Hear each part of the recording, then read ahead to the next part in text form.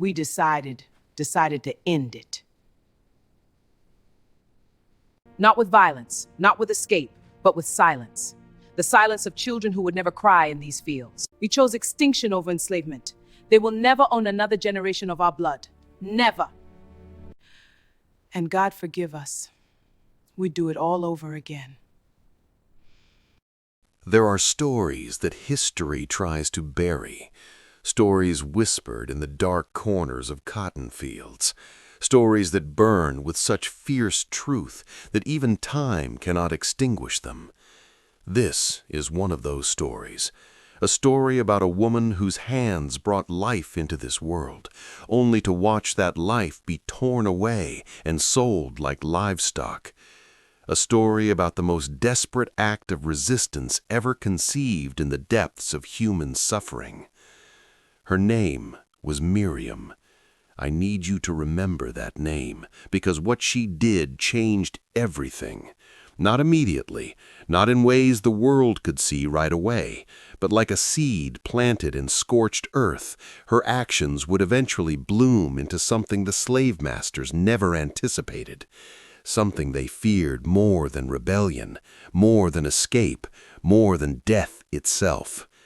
She gave them sterility. She gave them an ending. But I'm getting ahead of myself. Let me take you back to a spring morning in 1842, to the Thornhill Plantation in rural Georgia, where the air hung thick with humidity and the smell of magnolia blossoms couldn't quite mask the stench of human misery. Miriam was 32 years old, though her hands looked ancient, weathered by the countless births she'd attended since she was barely 14. Master Thornhill had recognized her gift early, the way she could turn a breech baby, the way she knew which herbs stopped bleeding, the way she could coax life from wombs that seemed determined to hold on to death. He'd made her the plantation midwife, a position that came with slightly better rations and a small cabin she shared with only 2 other women instead of 10. She should have felt grateful. That's what they wanted her to feel. Instead, every birth carved another wound into her soul. That particular morning started like hundreds before it. Sarah, a young field worker, barely 19, had gone into labor during the night. Her screams had echoed across the slave quarters until Miriam arrived, her worn leather bag clutched against her chest, her face a mask of professional calm that hid the storm raging inside her. "You're doing fine, baby," Miriam whispered, wiping Sarah's forehead with a cool cloth. The girl's cabin was stifling, lit only by 2 tallow candles that cast dancing shadows on the rough wooden walls. "Just breathe through it. Your body knows what to do." Sarah grabbed Miriam's wrist with desperate strength. "Miss Miriam, promise me they won't take my baby. I heard what happened to Clara's boy. I heard they sold him before he was even weaned." Miriam's heart clenched, but her face remained steady. She'd learned long ago that showing emotion during birth was a luxury neither she nor the mothers could afford. "Hush now. You focus on bringing this child into the world. That's all that matters right now." But it wasn't all that mattered. They both knew it. 6 hours later, as dawn broke over the cotton fields, Sarah's daughter entered the world with a strong cry that should have been a sound of pure joy. Miriam held the tiny, perfect baby girl, her dark eyes already alert, her little fists waving as if ready to fight the world she'd been born into. For just a moment, Miriam let herself feel it. The wonder, the miracle of new life. Then Master Thornhill's boots echoed on the porch outside. "Well?" His voice cut through the morning air like a blade. He didn't enter. He never entered the birthing cabins. Too undignified, too messy. But he always came to inspect the results. "Boy or girl?" "Girl, Master Thornhill," Miriam called out, her voice flat. "Healthy, strong lungs." "Good stock, then."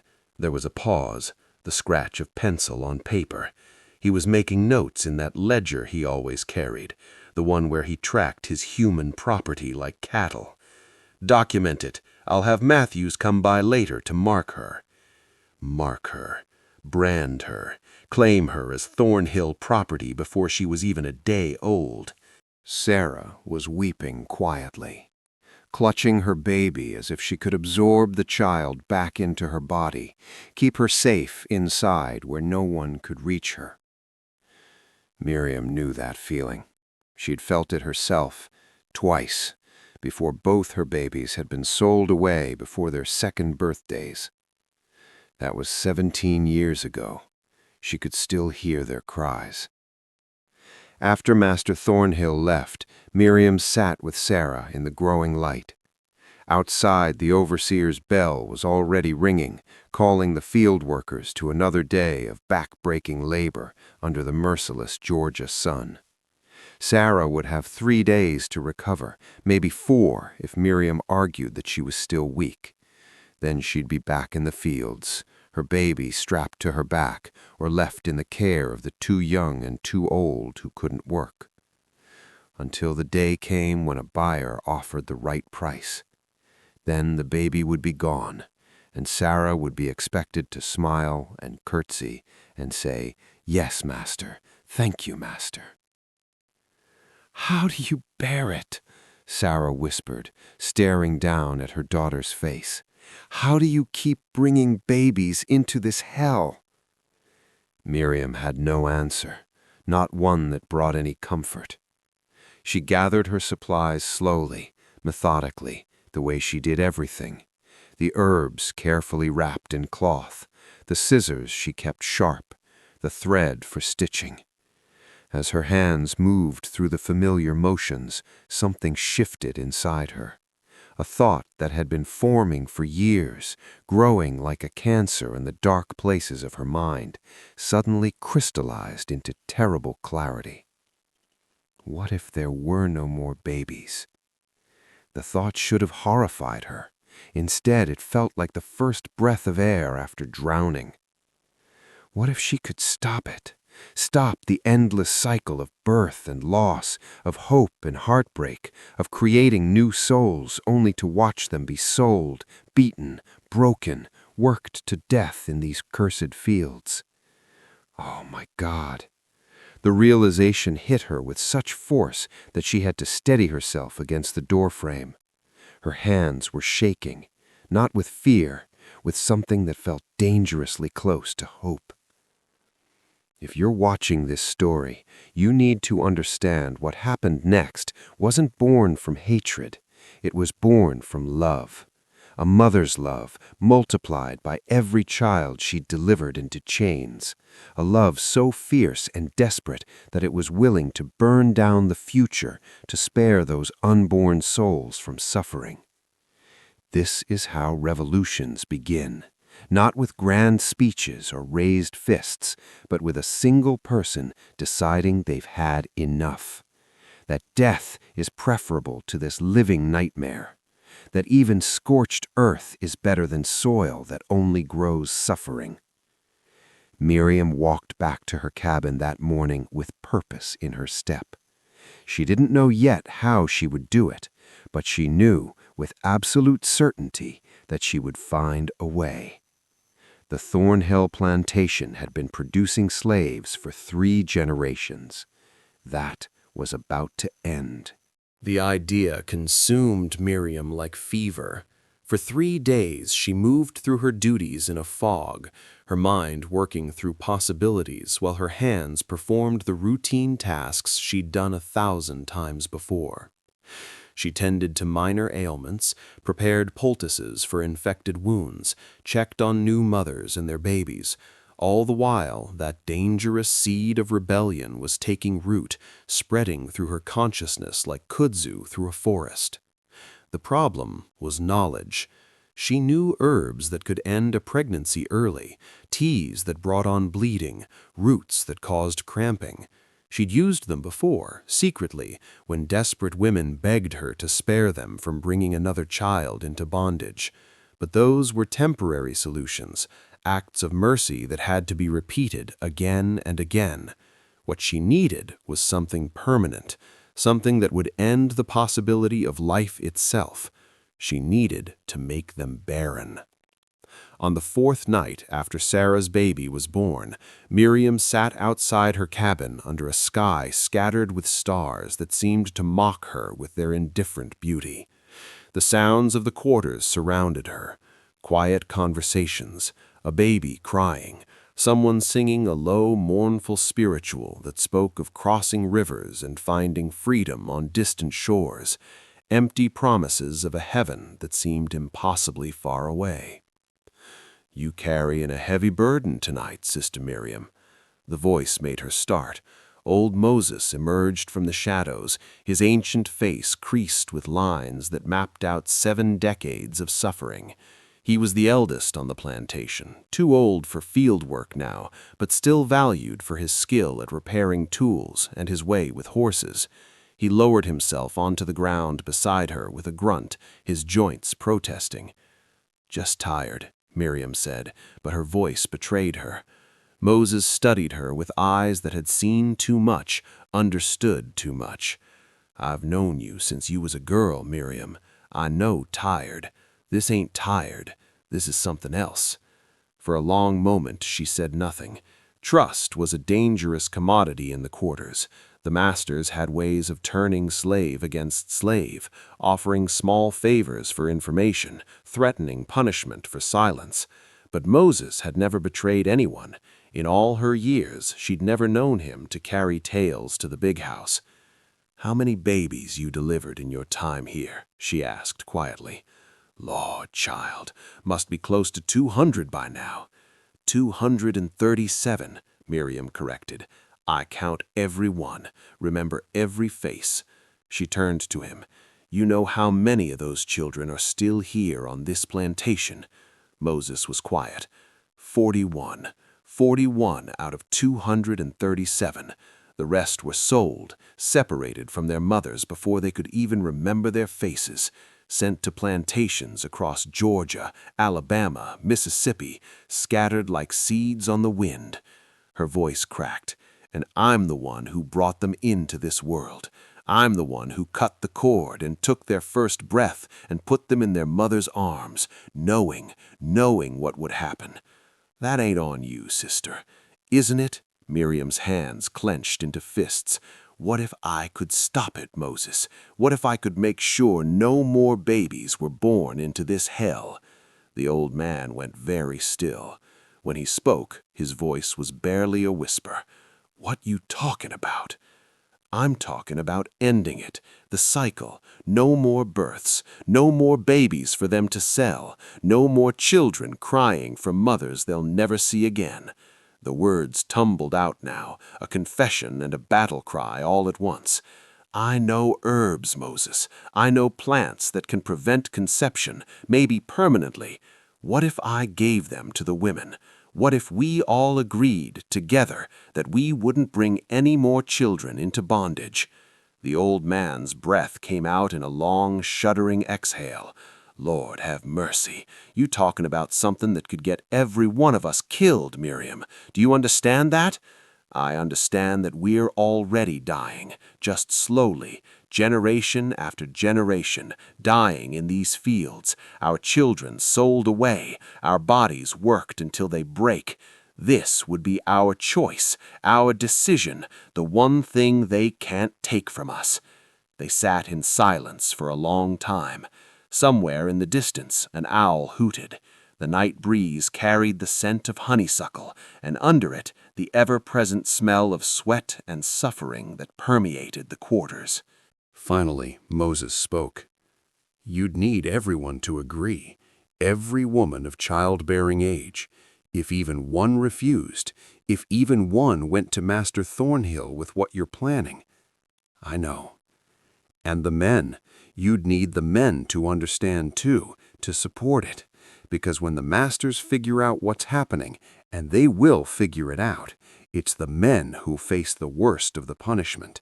They'll blame us for not being able to—" He trailed off, the implications too terrible to voice fully. I know, Miriam repeated. That's why I need you, Moses. You're respected here. People listen to you. If you stand with me, others will too. Moses rubbed his weathered face with both hands. This is madness, sister.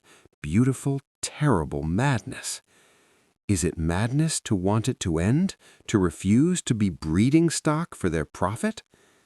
No, Moses said slowly. No, I suppose it ain't.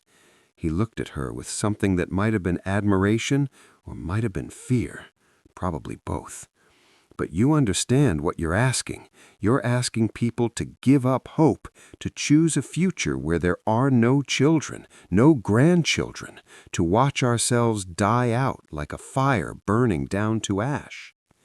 I'm asking them to choose dignity over despair, to say no to the masters in the only way we can, to hurt them where it matters most, in their pockets and their plans and their assumptions that they own our future as well as our present. Miriam's voice was steady now, filled with a quiet certainty. We can't escape these chains, Moses. Most of us will never see freedom, but we can make sure that when we're gone, the chains die with us. No more generations born into bondage. It ends with us. Moses closed his eyes. When he opened them again, they were wet with tears that caught the starlight. My grandbaby was sold 3 months ago, little Elijah. He was only 5 years old. Cried for his mama for days before they took him. I dream about him every night, wonder if he's crying still, if anyone's holding him when he's scared. His voice broke. I don't want to watch that happen again, to anyone. Then help me, Miriam said. Help me end it. The old man nodded slowly. We'll need to be careful. Start with people we trust absolutely. Build it slow, person by person, making sure each one understands the stakes. I've already been thinking about who to approach first. Ruth in the spinning house, she lost 3 babies to sale. And Marcus the blacksmith, his wife Rebecca just buried their newborn last month, another girl. The masters worked Sarah too hard during her pregnancy. She never had a chance. And young Thomas, Moses added, the field hand. His sister was sold south 2 years ago. He still wears the scars from when he tried to run after her wagon. They were building a conspiracy, a revolution so quiet and so devastating that the masters wouldn't understand what was happening until it was too late, until their most valuable asset, their source of generational wealth, simply dried up and blew away like dust. If you're watching this and thinking we should have found another way, I need you to understand something. There was no other way. Escape meant death or recapture. Rebellion meant massacres. Compliance meant endless suffering multiplied across generations. What Miriam proposed was something new, something the masters had never imagined, because it required enslaved people to value freedom so highly that they'd sacrifice the future itself to achieve it. Over the next 2 weeks, Miriam and Moses moved through the quarters like shadows, having whispered conversations in the fields, in the tobacco barn, beside the creek where women washed clothes. Each conversation was dangerous. Each person they approached could have betrayed them, but one by one they found souls as desperate and determined as their own. Ruth agreed immediately, her face hardening with resolution. I birthed 3 babies and watched every one sold before they could walk. You tellin' me I can make sure that never happens again? I'm in. Marcus took longer to convince, but when his wife Rebecca looked at Miriam with eyes full of grief and said, I can't bury another baby, I just can't, he wrapped his arms around her and nodded. Thomas was the youngest to join them, barely 22, but his rage burned bright and focused. They took everything from us, our labor, our dignity, our children. Let's take their future, see how they like having nothing. By the end of those 2 weeks, they had 17 people committed to the plan, 17 souls willing to risk everything for the chance to strike back in the only way available to them. But they needed more. They needed almost everyone, or the plan would fail. That's when Miriam decided to call a gathering. If you're enjoying this story of resistance and courage, please leave your like and subscribe to the channel. This is a story that needs to be told, remembered, and honored. The gathering happened on a moonless Saturday night in late July, when the darkness was thick enough to hide secrets, and the exhaustion from a week of brutal labor made the overseers lazy in their watch. They met in the old tobacco barn on the far edge of the plantation, a structure half collapsed and rarely used anymore since Master Thornhill had shifted more of his operation to cotton. The air inside smelled of decay and dried leaves, and the walls groaned with every breath of wind. Miriam stood at the center of the barn, her heart hammering so hard she thought everyone could hear it. Around her, nearly 40 people had gathered, men and women ranging from teenagers to elders, all of them wearing expressions that mixed fear with desperate curiosity. Moses stood beside her, his presence lending weight to what she was about to propose. "Thank you for coming," Miriam began, her voice low but steady. "I know you're all risking punishment just by being here. I wouldn't have called you together if it wasn't important, if it wasn't about our survival, our dignity, our souls." A murmur rippled through the group. Someone coughed, a baby whimpered and was quickly hushed. "We all know what this place is. We know what Master Thornhill sees when he looks at us. Not people, not human beings with hearts and minds and spirits. He sees property. He sees profit. And most of all, he sees breeding stock for the next generation of slaves that he'll work to death or sell for cash when he needs it." Heads nodded. Every person there had experienced the loss. Every person there understood. "I've been the midwife here for 18 years, Miriam said, and her voice cracked slightly. "I've brought 237 babies into this world, beautiful, perfect babies who deserved love and freedom and futures full of possibility. Instead, most of them were torn from their mother's arms and sold like livestock. I've held women while they screamed for children they'd never see again. I've watched mothers try to throw themselves in front of wagons to stop the sales. I've seen men beaten bloody for daring to cry when their sons and daughters were taken." The silence in the barn was absolute now. Even the crickets outside seemed to have stopped chirping. "I can't do it anymore," Miriam said, and tears were streaming down her face now. "I can't keep bringing babies into this hell. I can't keep being the instrument of Master Thornhill's wealth. I can't keep watching the light die in new mothers' eyes when they realize what future awaits their children." "But what are you proposing?" It was Rebecca who spoke, her voice rough with emotion. "What can we do? We can't escape. We can't fight. They have guns and dogs and the law on their side." "No," Miriam agreed. "We can't escape. We can't fight, not in the ways they'd expect, but we can resist in a way they never anticipated, a way that will hurt them more than any rebellion because it will destroy the very foundation of their wealth and power." She paused, letting the tension build, making sure every eye was on her. "We can stop having children." The reaction was immediate and explosive. Gasps, exclamations, confused murmurs. An older woman named Della stood up, shaking her head. "You talking about killin' babies? Lord have mercy, I can't be part of that." "No," Miriam said firmly, "not killing, preventing. I know herbs, plants that can make a woman unable to conceive, not temporarily, permanently. And I'm proposing that every woman of childbearing age here take them, that we all agree together to end the possibility of bringing new slaves into this world." The barn erupted in voices, some angry, some frightened, some thoughtful. Thomas stood, and his young voice cut through the noise. "She's saying we starve them out. We cut off their supply of future workers. We make ourselves the last generation of Thornhill slaves." "But what about hope?" another woman cried. "What about the future? What about believing that someday things might be better, that our children or grandchildren might see freedom?" Moses stepped forward, his aged voice carrying authority. "Sister Hannah, I understand your heart, I do.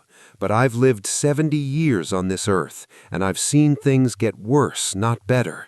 More laws passed to keep us in chains, more violence, more families torn apart.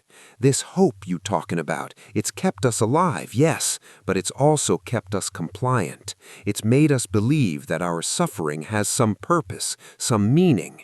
What if it doesn't? What if the only way to truly be free is to refuse to participate in their system anymore?" A man named Isaiah spoke up, his voice shaking.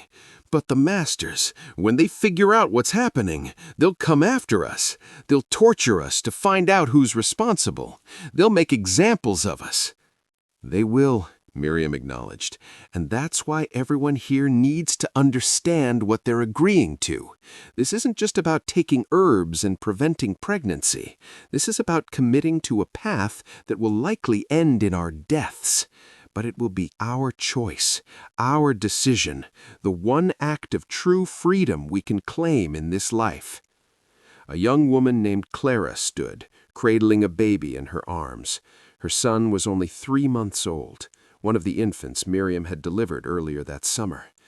"What about the babies already born? My little Samuel, what happens to him?" Miriam's heart ached. This doesn't change what happens to children already here, but it means Samuel might be the last baby born on this plantation, that after our generation is gone, there won't be anyone else to suffer what we've suffered. The Thornhill plantation slave quarters will fall silent, and maybe, just maybe, that silence will speak louder than any words we could ever say. The debate continued for over an hour. People voiced fears, hopes, objections, support. Some were ready to commit immediately. Others needed more convincing. A few stood to leave, unable to accept what Miriam was proposing, and she let them go without argument. This had to be a choice freely made, or it meant nothing. But most stayed, and slowly, gradually, a consensus began to form. Ruth stood and spoke with quiet intensity. "I'm with Miriam. I've cried enough tears to fill that creek outside. I've prayed enough prayers to wear out God's ears. Nothing changes. Nothing ever changes. But this we can do. This is power they can't take from us." Marcus added his voice. "My Rebecca and we talked about this already. We're in. No more babies to bury. No more children to watch being sold. It ends with us." One by one, others stood to pledge their commitment. By the time the eastern sky began to show the first hints of dawn, 32 people had agreed to the plan. 32 souls choosing extinction over perpetuation of suffering. Miriam felt simultaneously exhilarated and terrified. They'd crossed a line that could never be uncrossed. They'd committed to something that would echo through generations, for better or worse. "We start slowly," she instructed the group. "I'll prepare the herbs. We'll begin with the women who are certain, who won't waver. Word can't spread beyond this group. If anyone asks why pregnancies have stopped, we blame it on illness, on the water, on anything but the truth, and we support each other. When the masters get suspicious, when the punishments start, we stand together. We protect each other as much as we can. And we remember why we're doing this, not out of hate, though God knows we have reason to hate. We're doing this out of love. Love for the children who won't have to suffer. Love for the mothers who won't have to watch their babies sold. Love for ourselves and the dignity they tried to strip from us." As the gathering dispersed, people slipping away in small groups to avoid suspicion, Miriam stood alone in the barn for a moment longer. She looked down at her hands, these hands that had brought so much life into the world. Soon they would be instruments of ending, of closure, of rebellion so profound that history itself might struggle to understand it. "Oh my God," she thought, "we're really doing this." Outside, the plantation was waking up. The overseer's bell would ring soon, calling everyone to another day of labor under the merciless summer sun. But something had changed. A line had been drawn. A decision had been made. The revolution had begun, silent and invisible, growing in the wombs that would remain forever empty. The first woman to take the herbs was Ruth. She came to Miriam's cabin 3 nights after the gathering, slipping through the darkness like a ghost. Her hands trembled as Miriam handed her the small cloth packet containing a mixture of dried roots and leaves, carefully prepared and measured. "You steep this in hot water every morning for 7 days," Miriam instructed, her voice barely above a whisper. "It tastes bitter, like earth and metal, but you drink every drop. After the 7th day, the changes begin inside you, subtle at first. Your monthly bleeding might become irregular, then stop altogether. Your body will simply close the door to new life." Ruth clutched the packet to her chest. "And there's no going back?" "No going back," Miriam confirmed. "Once the process is complete, you'll never conceive again. You need to be absolutely certain this is what you want." Ruth's eyes were dry but fierce. "I buried my first baby when she was 6 months old. Master Thornhill worked me too hard during the pregnancy, and she came out too small, too weak. My second child was sold when he was 2 years old. My third daughter was sold at 18 months. I am certain, Sister Miriam, I am more certain of this than anything in my life." Over the following weeks, 14 more women came for the herbs. Each one Miriam counseled carefully, making sure they understood the permanence, the risks, the potential consequences. Each one left with the same determination in their eyes that Ruth had shown. Rebecca was next, then young Clara, who couldn't bear the thought of her baby Samuel having siblings who would face the same fate. Sarah came too, the young mother whose daughter's birth had sparked this entire rebellion. She held her baby girl close as she took the packet from Miriam's hands. "I love her more than my own life," Sarah whispered, "but I can't do this again. I can't love another child just to have them ripped away from me. This is the only power I have left, and I'm taking it." Miriam documented nothing on paper, kept no records that could be discovered, but in her mind she counted. 15 women total. 15 wombs that would never again produce slaves for Master Thornhill's profit.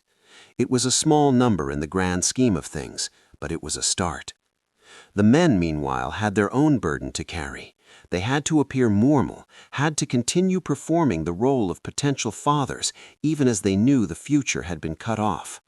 Thomas struggled with it the most. At 22, he'd imagined having children someday, hoped that perhaps his sons or daughters might somehow find freedom. Letting go of that dream felt like dying. "It's like we're ghosts already," he confided to Moses one evening in the blacksmith's shop, where they could talk freely under the cover of hammering metal.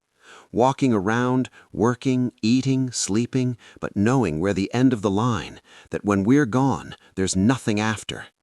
Moses set down his hammer and looked at the young man with compassion. "We've always been ghosts to them, son. They look through us, not at us, see tools, not people. At least this way, we're ghosts with teeth, ghosts who can bite back." But the hardest part was the waiting, waiting for the herbs to take effect, waiting to see if anyone would betray them, waiting for the masters to notice. 3 months passed, then 4. The summer heat gave way to the cooler days of autumn, and the cotton harvest consumed everyone's energy. Master Thornhill drove them harder than ever, determined to maximize his yield before winter. The work was brutal, backbreaking, endless. People collapsed in the fields from exhaustion. An older man named Jacob died of heat stroke in late September, his body simply giving out after 70 years of hard labor. They buried him in the slave cemetery, a patch of unmarked ground beyond the quarters. As Miriam stood over the grave, watching them lower Jacob's body wrapped in rough burlap, she thought about how appropriate it was. Unmarked graves for unmarked lives. People who would disappear from history as if they'd never existed at all. Except they were making sure history would remember, not through monuments or written records, but through absence, through the silence of children who were never born. It was in late October when Master Thornhill first noticed something was wrong. Miriam was in the kitchen garden behind the big house, gathering herbs for a poultice, when she heard raised voices coming from his study. The window was open to catch the autumn breeze, and his words carried clearly. "Not a single pregnancy in 4 months, Margaret. Not one. We usually have at least 3 or 4 women expecting by now. Something's wrong." Her wife's voice responded, too quiet for Miriam to hear clearly, but Master Thornhill's reply was loud enough. "Illness? What kind of illness prevents conception but causes no other symptoms? I've had Dr. Whittemore examine several of the women. He says they appear perfectly healthy." A pause. "I'm beginning to think this is deliberate, that they're doing something to prevent pregnancies." Miriam's blood ran cold. She forced herself to continue working, to keep her hands steady as she cut stems and selected leaves, even as her mind raced. 4 months. He'd noticed after only 4 months. She'd hoped for at least 6 before suspicion set in, time to get more women committed to the plan. But the clock was ticking now. The noose was tightening. That night she called an emergency meeting of the core group. 20 people gathered in the tobacco barn again, their faces shadowed with fear and determination. "He knows something's wrong," Miriam told them. "He doesn't know what yet, but he's suspicious. He'll start investigating, questioning people. We need to be prepared for what comes next."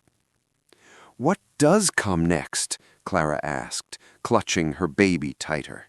"When he figures it out, what will he do to us?" Moses answered, his voice grave. "He'll want to make examples, find out who's responsible, use punishment to force compliance, to terrify the rest into cooperation." "Let him try," Ruth said fiercely. "I've already taken the herbs. There's nothing he can do to change that. My body belongs to me now, not him." "But he can hurt you," Rebecca said quietly. "Hurt all of us. You know he will." "Then we face it together," Miriam said. "We knew this was coming. We knew there would be consequences. The question is whether we stay committed to our choice or whether we break under pressure." Thomas stood, his young face set with determination beyond his years.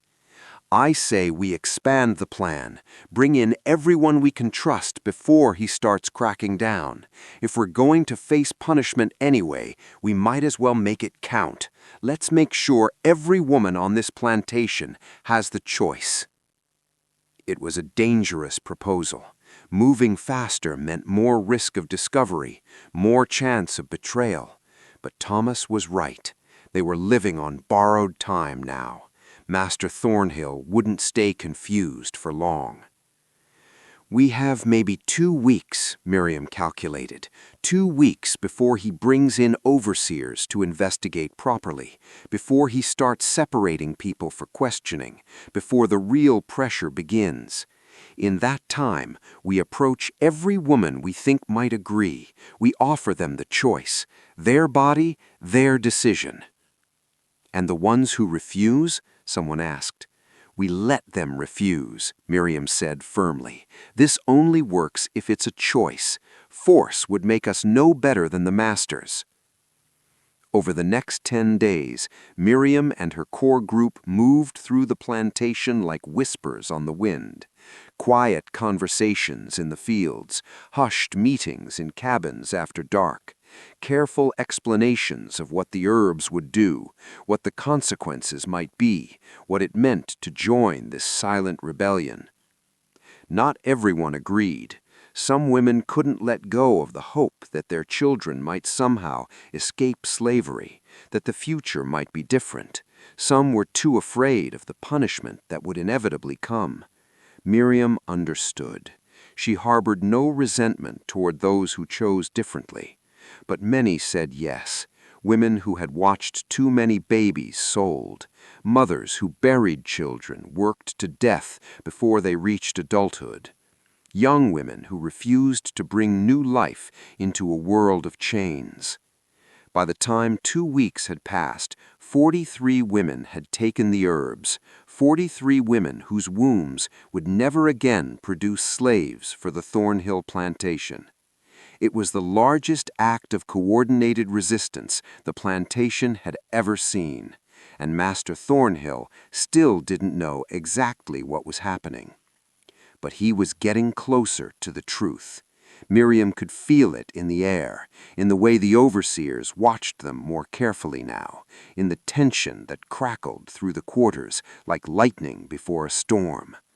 The reckoning was coming, and when it arrived, it would be terrible beyond anything they'd imagined.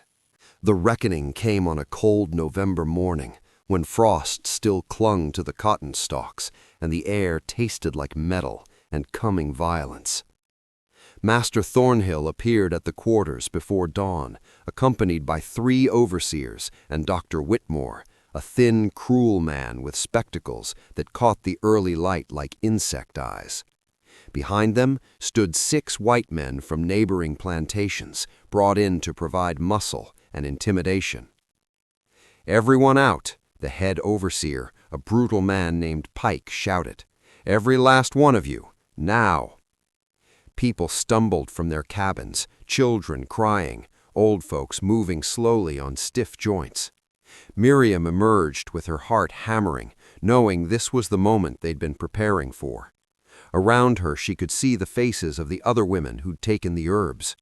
Ruth stood tall, her jaw set. Rebecca clutched Marcus's hand. Young Clara held baby Samuel against her chest like a shield. Master Thornhill stood on the porch of the largest cabin, elevated so he could look down on the assembled slaves. His face was red with fury, veins standing out on his forehead. In his hand he held a ledger, the same one he'd been keeping since his father's time, documenting every birth, every sale, every piece of human property that had passed through this plantation. 5 months, he said, his voice cutting through the cold morning air. 5 months without a single pregnancy reported. Do you know what that means? It means a loss of potential profit exceeding $10,000. It means my breeding program, which has been successful for 3 generations, has somehow failed completely. He let the words hang there, watching their faces. At first I thought it was disease, some illness affecting fertility, so I brought in Dr. Whitmore here to examine the women. He gestured to the doctor, who stepped forward with a satisfied smirk. And do you know what he found? Nothing. No disease, no physical ailment. Every woman of childbearing age appears perfectly healthy, which means this is deliberate. This is sabotage. A murmur ran through the assembled slaves. Master Thornhill's eyes scanned the crowd, looking for guilt, for weakness, for someone to break. I want to know who's responsible, he continued. Someone here knows what's happening. Someone is organizing this, and I will find out who. He nodded to Pike. Separate the women, all of them between the ages of 15 and 45. Bring them to the barn for examination. This was it, the moment of truth. Miriam felt Moses's hand briefly touch her shoulder, a gesture of solidarity, before the overseers began roughly sorting people. 47 women were separated from the group, including several who hadn't taken the herbs. Master Thornhill was casting a wide net. They were herded into the largest barn, the one where they processed cotton. The morning sun slanted through gaps in the walls, creating bars of light across the dirt floor. Dr. Whitmore set up a makeshift examination area, and Miriam's stomach turned as she realized what was about to happen. Each of you will be examined. Dr. Whitmore will determine if you've been using any substances to prevent conception. Those found guilty will be punished. Those who cooperate and provide information will be shown leniency. The examinations were humiliating, invasive, degrading. Dr. Whitmore poked and prodded, asked crude questions, made notes in his journal. Some of the women wept, others endured in stony silence. Miriam watched it all with rage burning in her chest, a rage so hot it felt like it might consume her from the inside out. But here was the thing about the herbs Miriam had prepared. They left no obvious trace, no visible signs. The doctor could examine all he wanted, but unless a woman confessed, he had no way to prove definitively that herbs had been used. After 3 hours of examinations, Dr. Whitmore reported to Master Thornhill in a voice loud enough for everyone to hear. Several of the women show signs consistent with premature menopause or hormonal disruption, but I cannot determine if this is natural or induced. The symptoms could be caused by poor nutrition, stress, or deliberate intervention. Without a confession, I cannot say for certain. Master Thornhill's face darkened. This wasn't the definitive answer he had wanted. "Then we'll get confessions," he said coldly. What followed was systematic terror. One by one, women were pulled aside for questioning. Some were threatened to sail. Others were told their children would be punished. The pressure was immense, calculated to break spirits and extract information. A young woman named Annie, only 17 and terrified, broke first. She hadn't even taken the herbs, but under the relentless questioning, she started inventing information just to make it stop. "I heard some women talking about herbs, about plants that could prevent babies, but I don't know who started it, I swear, I don't know." It was enough to convince Master Thornhill that his suspicions were correct. His slaves were deliberately preventing pregnancies. Now he just needed to find the ringleader. Pike, the head overseer, stepped forward with a cruel smile. "Master Thornhill, might I suggest we focus on the midwife? If anyone would know about herbs and such, it'd be her." All eyes turned to Miriam. She felt the weight of those stares, felt the fear rippling through the women who'd trusted her, who'd taken the herbs she'd prepared. This was the moment she'd known would come. The moment when she'd have to decide whether to protect herself or protect the resistance they'd built. Master Thornhill approached her slowly, his boots crunching on the barn floor. "Miriam, you've been my midwife for 18 years. I've trusted you with the health of my property, and now I'm wondering if that trust was misplaced." Miriam met his eyes steadily. She'd spent her whole life being forced to look down, to show deference, to pretend inferiority. Not anymore. Not now. "I don't know what you're talking about, Master Thornhill," she said, her voice calm. His hand moved so fast she barely saw it coming. The slap knocked her to the ground, her cheek exploding in pain. Blood filled her mouth where her teeth had cut the inside of her cheek. "Don't lie to me," he hissed. "I know you're behind this.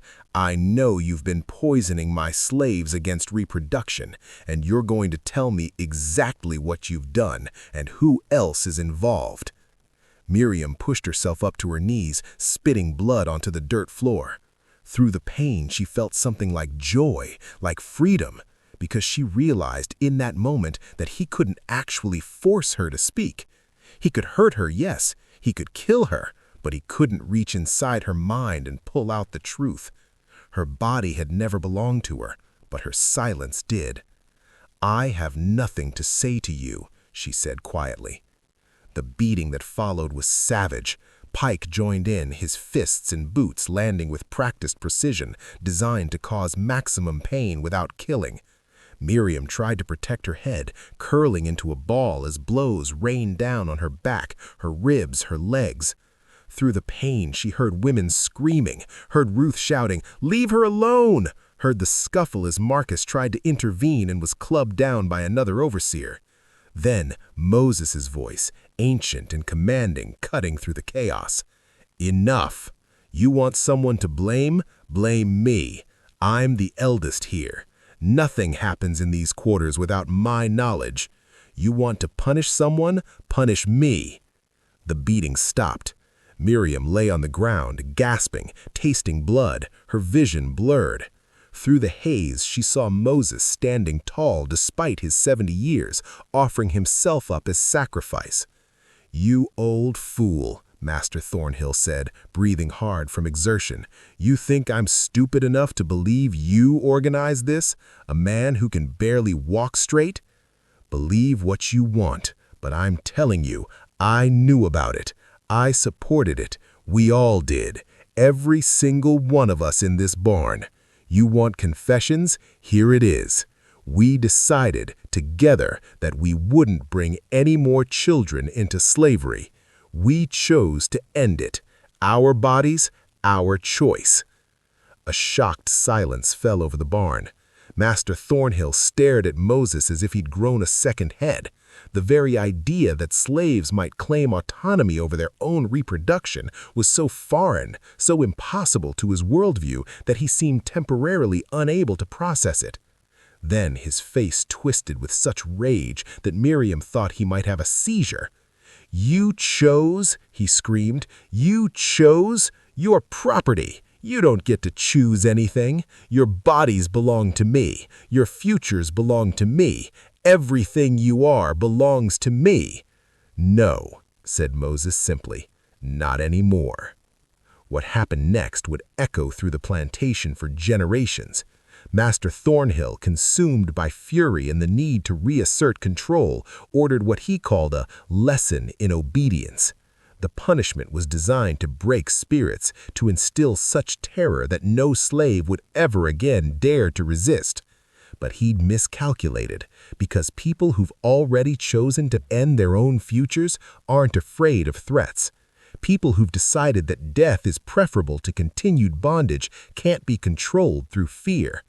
The resistance was about to become something Master Thornhill never anticipated, something that would force him to confront the fundamental truth he'd spent his life denying, that enslaved people were in fact people, and people, when pushed far enough, will choose dignity over survival every single time. Master Thornhill ordered Moses stripped and tied to the whipping post in the center of the quarters, the same post that had seen countless punishments over the decades. The overseer, Pike, prepared the whip, a 9-tailed leather monster that could strip flesh from bone. The message was clear: this is what happens when you defy me. But something unexpected occurred as they dragged Moses to the post. One by one, other slaves stepped forward. First Thomas, then Marcus, then Ruth, then Rebecca. They formed a line between Moses and the whipping post, their bodies creating a human shield. "If you're gonna punish him, you'll have to punish all of us," Thomas said, his young voice unwavering. "Because we all agreed. Every one of us chose this." Master Thornhill's face turned purple. "Get out of the way or I'll have every last one of you whipped." "Then do it," Ruth said. "We're not moving." For a moment, time seemed to freeze. Master Thornhill stood there, his authority challenged in a way it had never been before, staring at slaves who were supposed to cower, but instead stood firm. The overseers looked uncertain, outnumbered by the sheer mass of people now gathering, the entire slave population of the plantation slowly moving to stand together. Pike raised his whip, but Master Thornhill held up a hand to stop him. He was many things, cruel and greedy among them, but he wasn't completely stupid. Whipping 50 slaves would likely trigger the very rebellion he was trying to prevent, and damaged slaves were less valuable than healthy ones. The economics of slavery worked against excessive violence, at least in the moment. "Lock them up," he ordered finally. "All of them, the women who participated, the men who supported them. Lock them in the tobacco barn. No food, no water until someone confesses who started this and provides the names of everyone involved." It was a different kind of torture, slower but no less cruel. 63 people were herded into the old tobacco barn, and the doors barred from outside. Guards were posted to make sure no one escaped. Master Thornhill's plan was simple. Deprivation would break them where violence had failed. The first day was almost bearable. People huddled together for warmth as November's chill seeped through the gaps in the walls. Miriam's injuries throbbed, her ribs screaming with every breath, but she was alive. Moses sat beside her, and despite everything, there was an odd peace in the barn. "We did it," Ruth whispered. "We actually stood up to him." "The hard part's just beginning," Marcus replied, but even he couldn't hide the small note of pride in his voice. By the second day, thirst became the dominant sensation.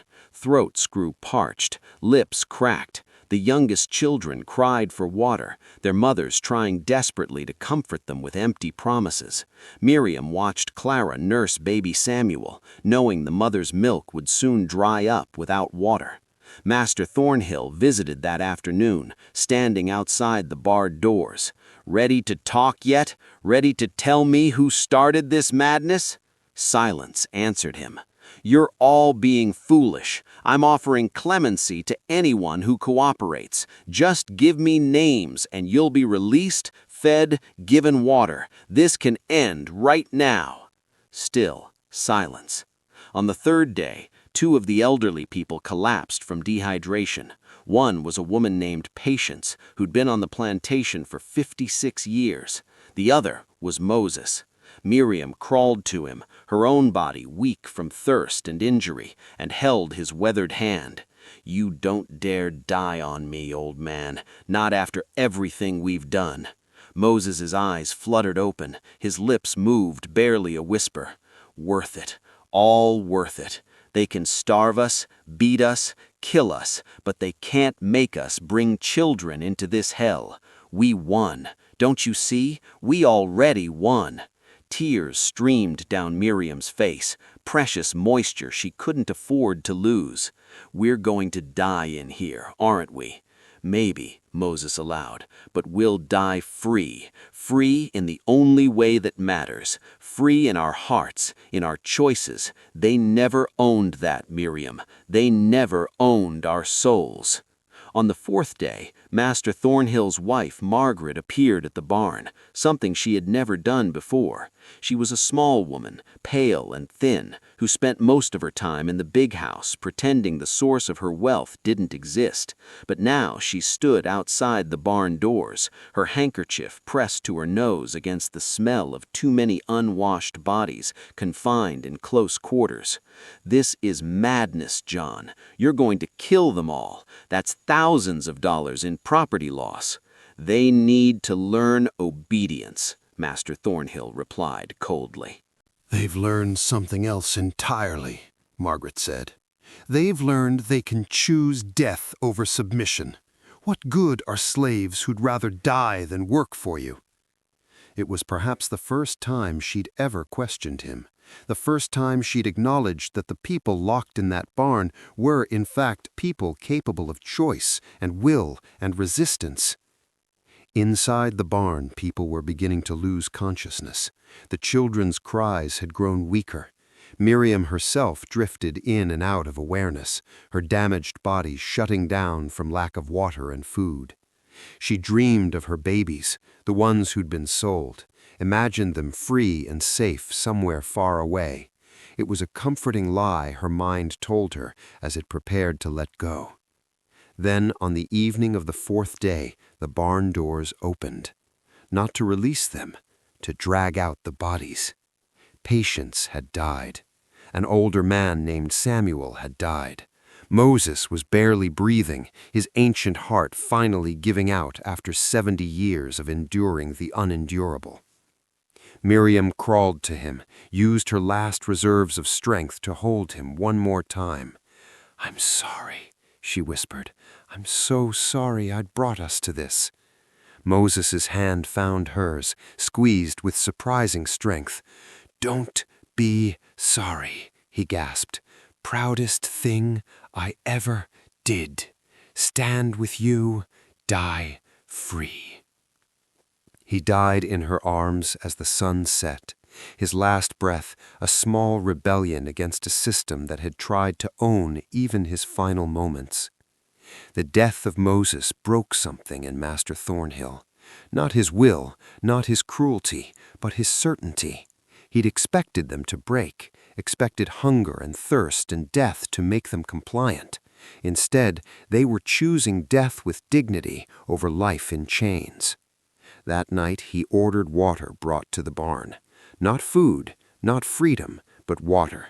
Just enough to keep them alive while he figured out what to do with slaves who'd rather die than obey.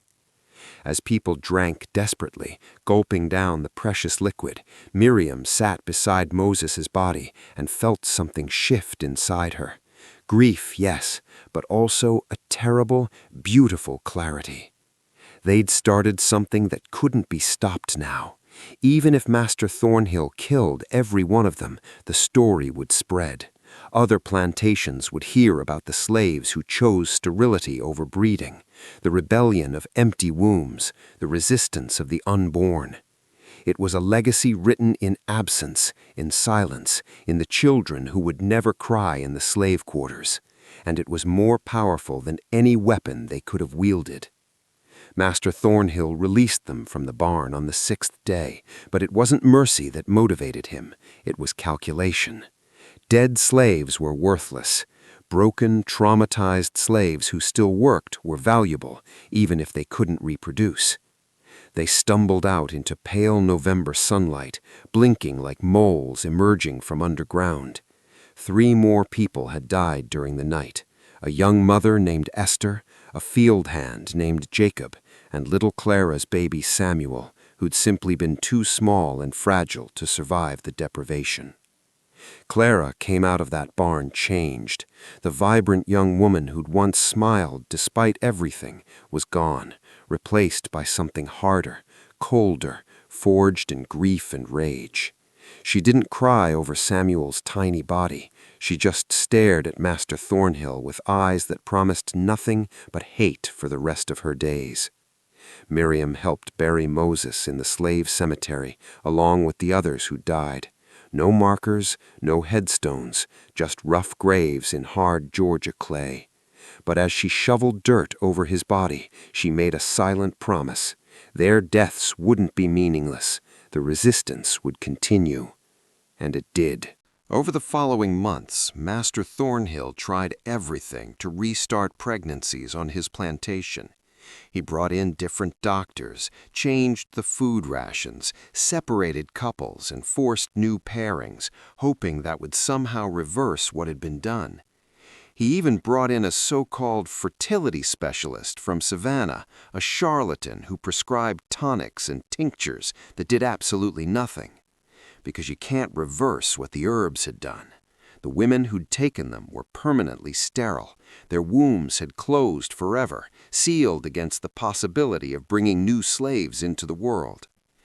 As winter turned to spring of 1843, the truth became undeniable. Not a single pregnancy had been reported in 8 months. Master Thornhill's breeding program had completely, utterly failed. News began to spread to neighboring plantations. Whispers traveled through the networks of enslaved people who were hired out, sold, or simply managed to communicate across property lines. The story of Thornhill's barren slaves became a legend, a cautionary tale told by masters and a source of inspiration for the enslaved. On the Anderson plantation, 10 miles away, 3 women approached their midwife, asking about herbs.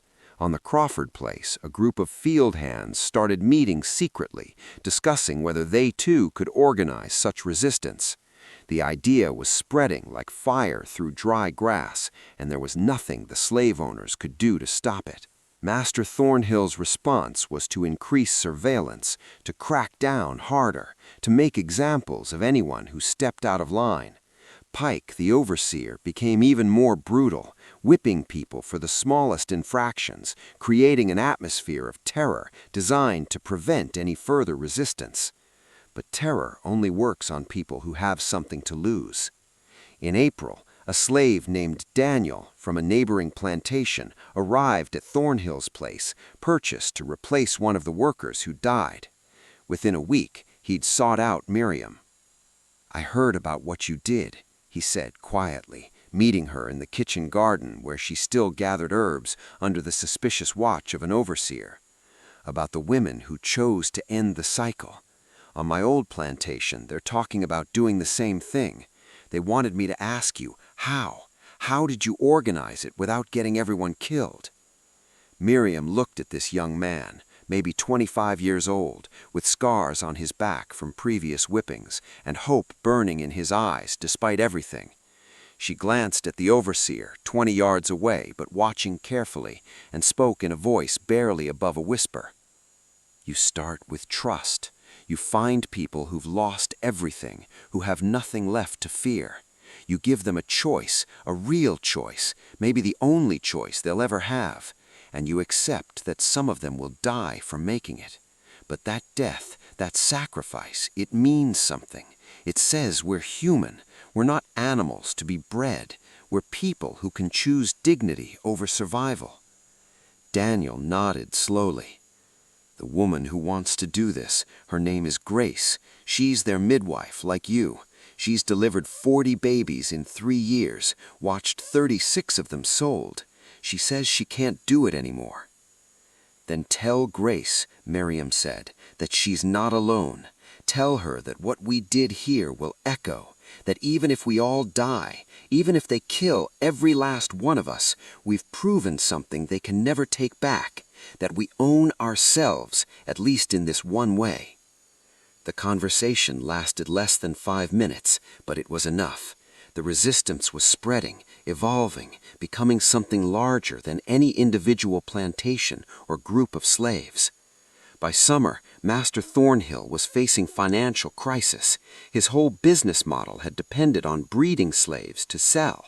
Without new births, his operation was unsustainable. He'd have to buy new workers instead of breeding them, a massive expense that cut deeply into profits. Other expenses mounted, increased security, new overseers, the cost of slaves who died during the punishment period. He began selling off slaves, cutting his losses, trying to salvage what he could. Families were torn apart again, people sold to plantations across the South. But everywhere they went, they carried the story with them. The story of Miriam and the women who chose sterility. The story of Moses, who died free in his heart, if not his body. The story of resistance through absence. Ruth was sold to a plantation in Alabama. Before she left, she came to Miriam one last time. I don't regret it, she said fiercely, not for 1 second. I'll tell this story everywhere I go. I'll plant this seed in every plantation I'm sent to. They can scatter us across the South, but they can't stop the idea that we have power, even in powerlessness, that we can say no, even when they own our bodies. Marcus and Rebecca were sold together to a place in Mississippi. Thomas went to South Carolina. One by one, the architects of the resistance were dispersed, sold off like the children they'd once lost, sent to suffer on new plantations under new masters. But they went knowing they'd done something unprecedented, something that would be whispered about in slave quarters for generations, something that proved beyond any doubt that the system of slavery wasn't invincible, that enslaved people could resist in ways the masters never anticipated. Miriam remained at Thornhill's plantation, too old and too damaged from her beating to fetch a good price.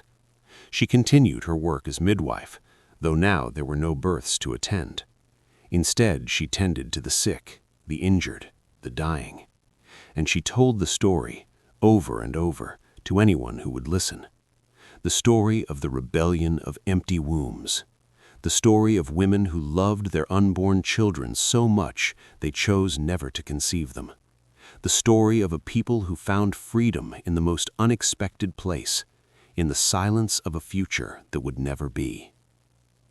By the winter of 1844, the Thornhill plantation was a shadow of its former self. The slave quarters that once housed over 100 people now held barely 60. The fields lay partially fallow, not enough workers to plant and harvest the full acreage. Master Thornhill had aged 10 years in 2, his face gaunt, his eyes haunted by financial ruin and the realization that he'd been defeated by the people he'd considered property. But the true devastation wasn't economic. It was psychological. The plantation owners across Georgia and the broader South were beginning to understand what had happened at Thornhills, and it terrified them on a fundamental level. Because if enslaved people could organize such resistance, if they could choose collective sterility over reproduction, then the entire foundation of the slavery system was built on sand. Miriam watched this slow collapse with grim satisfaction. Her body was broken, her ribs never having healed properly from the beating, leaving her with constant pain and a rattling cough that grew worse with each passing month. But her spirit, that core of defiance that had sparked this entire rebellion, remained unbroken. In February of 1844, a visitor arrived at the plantation. Not a buyer, not a doctor, but a thin, nervous man who identified himself as a newspaper reporter from Charleston.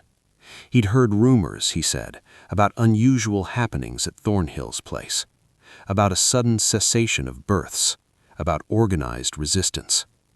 Master Thornhill refused to speak with him, threatened to have him removed from the property. But the reporter managed to corner several slaves when the overseers weren't watching. And one of those slaves was Clara, who'd never been the same since losing baby Samuel in that tobacco barn. "You want to know what happened here?" Clara said, her voice empty of emotion, but filled with terrible truth. "We stopped making babies for them to sell. We took herbs that made us barren. Every woman who was willing, we chose to end it, to make sure no more children would grow up in chains, be sold away from their mothers, be worked to death in these fields." The reporter's hand trembled as he took notes. That's unprecedented. Do you understand what you're saying? That enslaved women deliberately sterilized themselves?" "We understand perfectly," Clara replied. "We understood that bringing children into slavery was the cruelest thing we could do, so we stopped. And yes, we were punished. People died, but they died choosing, which is more than most slaves ever get." The interview lasted only minutes before an overseer discovered it and chased the reporter off the property. But it was enough. 3 weeks later, an article appeared in the Charleston Mercury, carefully worded to avoid inciting panic, but clear enough in its implications. Enslaved people were finding ways to resist that didn't require violence or escape. They were resisting through their own bodies, through choices about reproduction that undermined the entire economic model of slavery. The article sent shockwaves through the South. Plantation owners gathered in worried meetings. Doctors were consulted.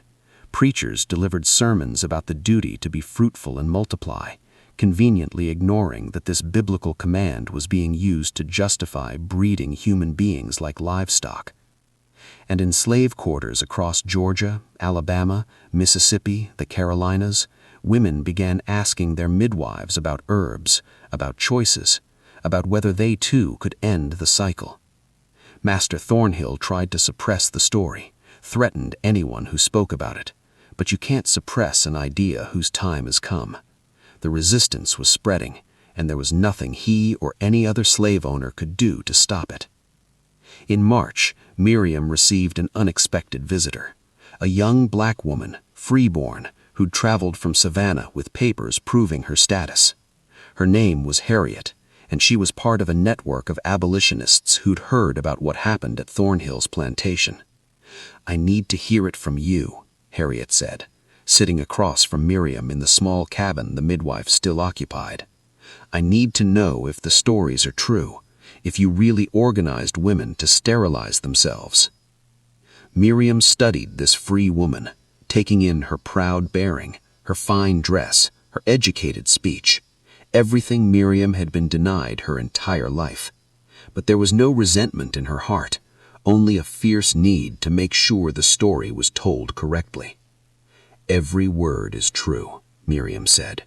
"We chose to end our fertility because we loved our unborn children so much they chose never to conceive them.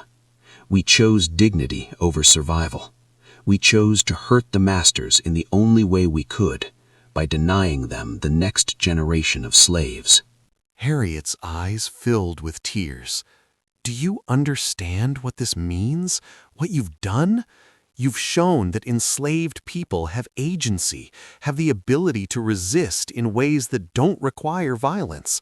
That challenges everything the slave owners say about us being content, being childlike, being incapable of complex thought and planning. I know exactly what it means, Miriam replied. It means we're human, fully, completely human, capable of making choices, even terrible ones, for the sake of those we love. I want to tell your story, Harriet said. I work with people, abolitionists in the North, who publish testimonies from enslaved people. Your story could change minds, could show the true horror of slavery in ways that nothing else has. Will you let me tell it? Miriam was quiet for a long moment, thinking about the women who'd taken the herbs, the people who died in that tobacco barn, Moses's last words about dying free. Finally, she nodded. Tell it all, the suffering, the choice, the punishment, the deaths. Don't make us heroes or martyrs, just tell the truth, that we were people who were pushed so far that we chose extinction over perpetuation, that we loved future generations so much we decided they should never exist. Over the next weeks, Harriet visited Miriam multiple times, documenting everything, the names of the women who'd participated, the preparation of the herbs, the gathering in the tobacco barn, the punishment and deaths, all of it recorded in careful handwriting preserved for history. But Master Thornhill discovered what was happening. He confronted Miriam in her cabin, his face twisted with rage. "You've destroyed me," he hissed. "My family has owned this plantation for 3 generations. We built something here, and you've torn it all down with your ungrateful rebellion." Miriam looked at him with eyes that held no fear, only contempt. "You built nothing. We built it, with our blood, our sweat, our children sold to finance your comfort. And yes, we tore it down, because anything built on such foundation deserves to fall." He raised his hand to strike her, but something in her gaze stopped him. Perhaps he saw, finally, what he'd always refused to acknowledge, that she was a person as human as himself, capable of thought and feeling and choice, that all the people he'd owned were people, had always been people, and that realization was more devastating than any physical blow. Master Thornhill left without touching her. 2 days later, he sold Miriam to a trader from Alabama, wanting her gone, wanting the living reminder of his failure removed from his sight. But by then, it was too late. The story was out. Harriet had already left for Savannah with her documentation. Within months, accounts of the Thornhill resistance began appearing in abolitionist newspapers in the North. Frederick Douglass himself wrote about it, calling it the most profound act of resistance yet witnessed in the dark annals of American slavery. Southern newspapers tried to discredit the story, calling it abolitionist propaganda, insisting that no such organized resistance could possibly have occurred, but they protested too loudly, too desperately, revealing their fear that it was all true. And in slave quarters across the South, women continued to seek out herbs, continued to make impossible choices, continued to resist in the only way available to them. The rebellion of empty wombs was spreading, and nothing, not violence, not propaganda, not desperate attempts at suppression, could stop it, because an idea once planted grows beyond any individual's control. And the idea that enslaved people could choose dignity over survival, could resist through their own bodies, could love their unborn children enough to choose their non-existence over their enslavement, that idea was powerful enough to shake the foundations of the entire system. Sarah, the mother who'd taken the herbs, told it to others. Beth, the pregnant woman from the coffle, gave birth to her child, but then sought out herbs to make sure there would never be another. The women who'd been in Miriam's cabin when she died carried the story with them as they were sold, traded, moved across the South. And in the North, Harriet's documentation of the Thornhill resistance was published in full. It appeared in the Liberator, in pamphlets distributed by abolitionist societies, in speeches delivered by Frederick Douglass and Sojourner Truth. The story of Miriam and the rebellion of empty wombs became a rallying cry, proof that enslaved people possessed the full range of human emotion and agency, that they could make complex moral choices, that they were not the childlike beings slave owners claimed them to be. Southern states tried to suppress the story. Some made it illegal to distribute the pamphlets. Preachers were instructed to denounce the resistance as ungodly, as against nature, as the work of outside agitators rather than enslaved people themselves. But the truth couldn't be suppressed. It spread like wildfire through slave quarters, whispered from person to person, carried on the winds of hope and desperation that blew through the South. By 1850, plantation owners across the Deep South were reporting similar problems: mysterious declines in birth rates, women who seemed unable to conceive despite appearing healthy, midwives who couldn't or wouldn't explain what was happening. The rebellion that Miriam started had become a movement, not organized from the top down, not coordinated through any central authority, but organic, spreading from heart to heart, womb to womb, choice by choice. And Master Thornhill, the man who'd started it all by pushing Miriam too far, who'd demanded too much, who'd refused to see the humanity in the people he enslaved, he watched his plantation crumble completely. By 1849, he was bankrupt, forced to sell the land his grandfather had claimed, the big house where 3 generations of Thornhills had lived in luxury, built on suffering. The Thornhill plantation was divided and sold. The land went to new owners. The remaining slaves were scattered across the South. And where that sprawling operation had once stood, where cotton had grown in fields tended by hundreds of enslaved people, only silence remained. The silence of empty cradles, the silence of wombs that would never again produce slaves, the silence of a future that Miriam and her sisters had chosen to deny the masters, no matter the cost. It was the loudest silence in American history. The years that followed Miriam's death saw tremors ripple through the institution of slavery that no one could have predicted. The rebellion of empty wombs didn't end slavery, didn't topple the system overnight, but it planted something far more insidious in the hearts of slave owners: doubt. Doubt that they truly controlled their human property, doubt that the system could sustain itself indefinitely, doubt that enslaved people were the docile, childlike beings they'd convinced themselves they owned. By 1855, academic papers were being written in Southern universities about the fertility crisis affecting plantations. Doctors proposed theories ranging from dietary deficiencies to divine punishment. Not a single one acknowledged the truth that was whispered in every slave quarter across the South. The women had chosen this. They were resisting in the most profound way possible.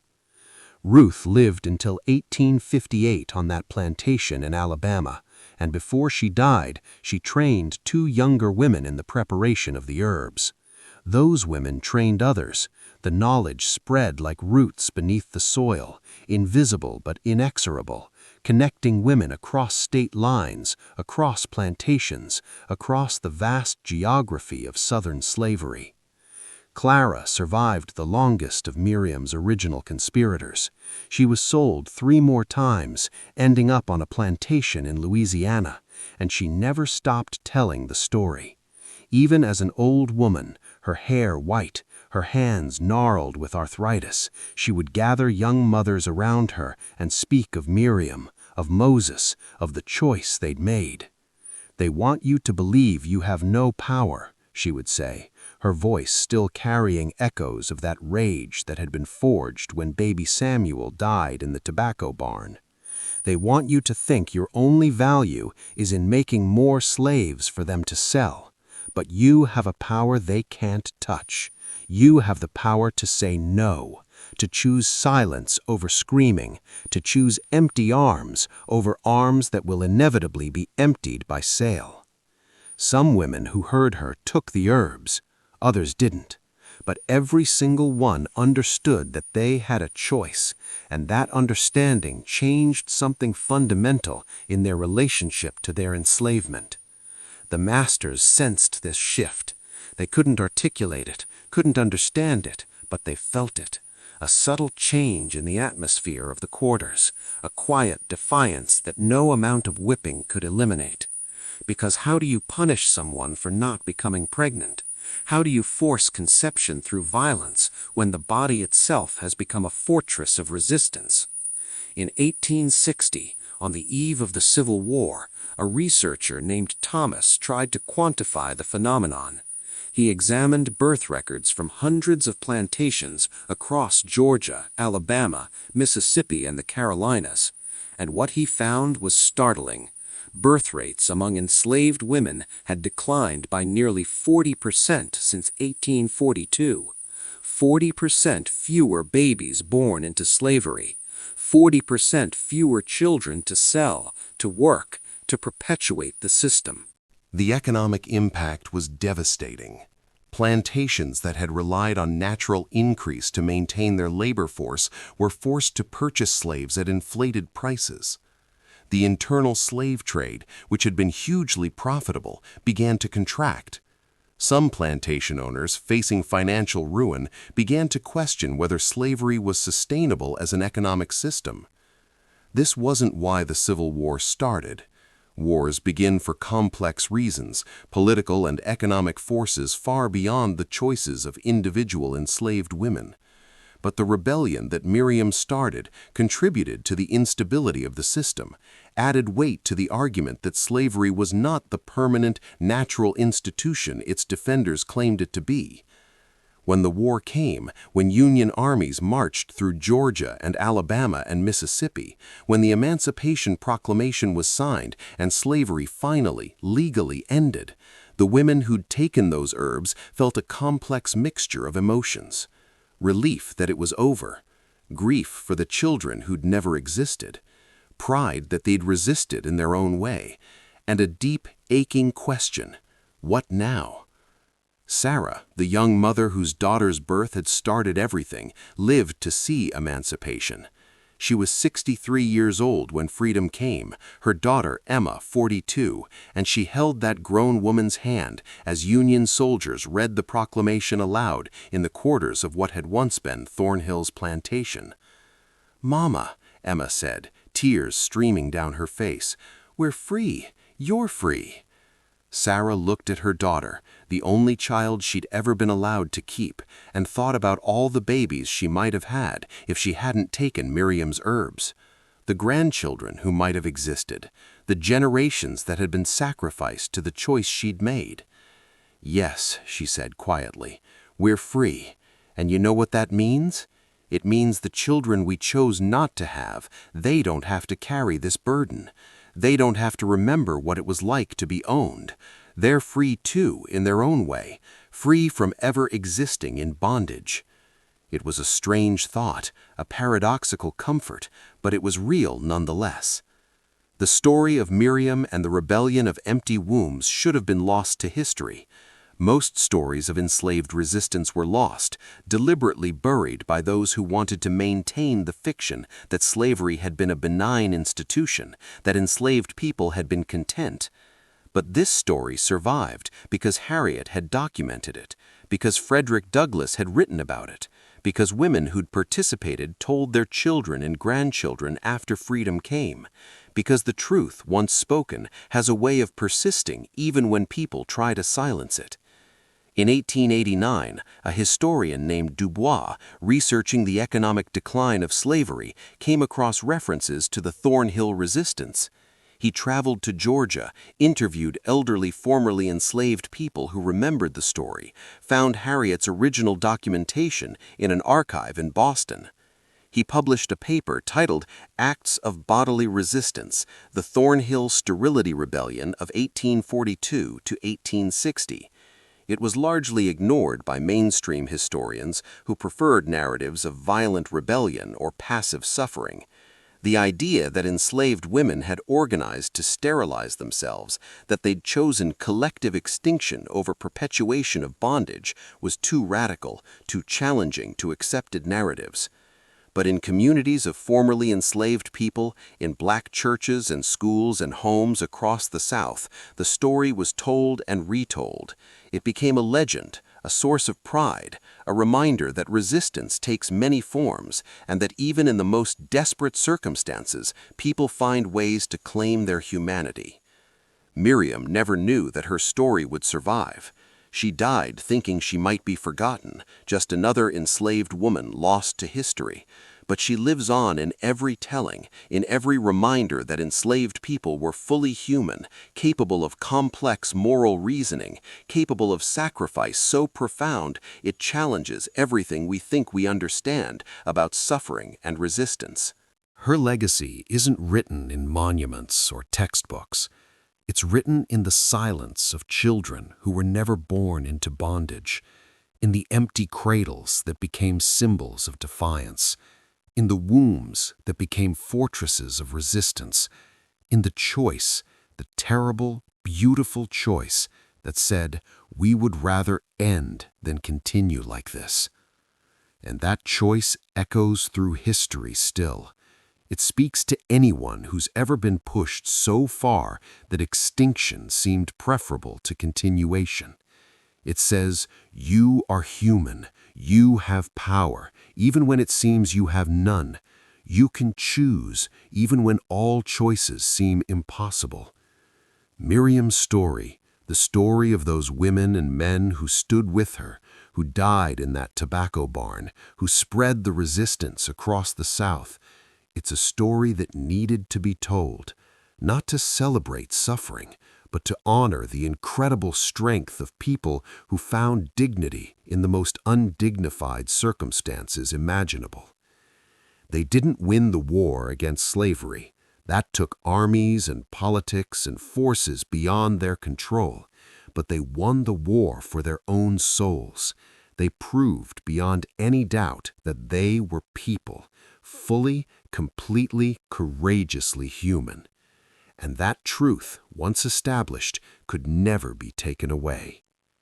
If this story touched your heart, if it made you think about resistance and dignity and the incredible strength of the human spirit, please share it. More stories like this one are appearing on your screen right now. Stories that need to be heard, stories that honor those who were forgotten by history. Subscribe to the channel so you never miss these important narratives. Leave a comment telling us what you thought, what you felt, what this story means to you. Remember, history isn't just about what happened, it's about who tells the story and who listens. By being here, by listening to Miriam's story, you're ensuring that her sacrifice, her choice, her humanity will never be forgotten. Thank you for bearing witness. Thank you for remembering. Thank you for understanding that resistance takes many forms and that sometimes the quietest revolutions are the most profound. Their names were Miriam, Moses, Ruth, Rebecca, Marcus, Thomas, Clara, Sarah, and hundreds of others whose names we'll never know, but their legacy lives on. In every person who chooses dignity over compliance, in every soul who says no when the world demands yes, in every act of resistance, large or small, that declares, I am human and you cannot take that from me. May we all have such courage when our moment comes. The slave trader who purchased Miriam was named Jessup, a hard man who specialized in moving difficult slaves, the ones who'd become problems for their owners.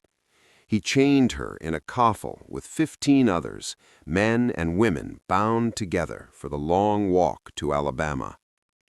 During that journey, Miriam's body finally began to give out.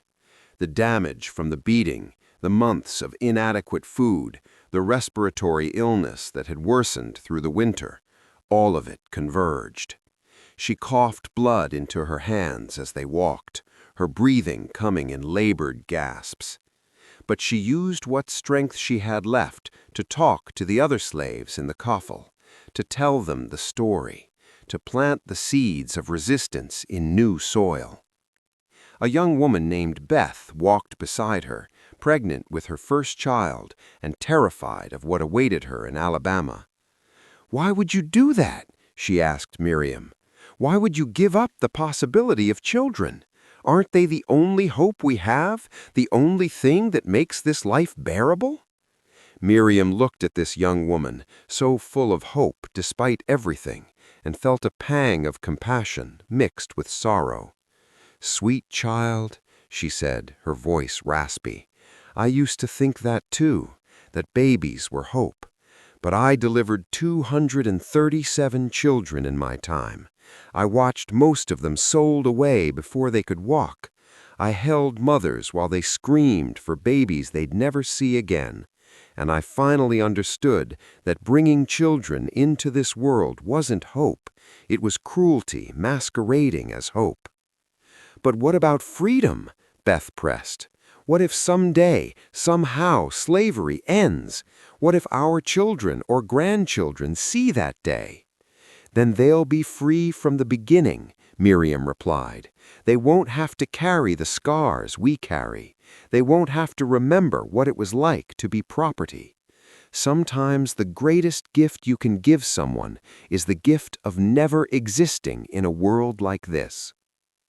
The conversation was overheard by Jessup, who rode up on his horse with fury in his eyes. "Shut your mouth, old woman. I don't care if you're half dead. I won't have you poisoning my merchandise with your rebellion talk." But he was too late. The seed was planted in Beth's mind and in the minds of others in that coffle. They saw Miriam, this dying woman who'd sacrificed everything, who'd lost everything, but who carried herself with a dignity that no chains could diminish. They arrived in Alabama in late May of 1844. Miriam was sold to a small plantation owned by a man named Garrett, who bought her cheap, knowing she wouldn't last long, but hoping to get some value from her skills as a midwife before she died. She lasted 3 more months. During that time, she delivered 2 babies on Garrett's plantation.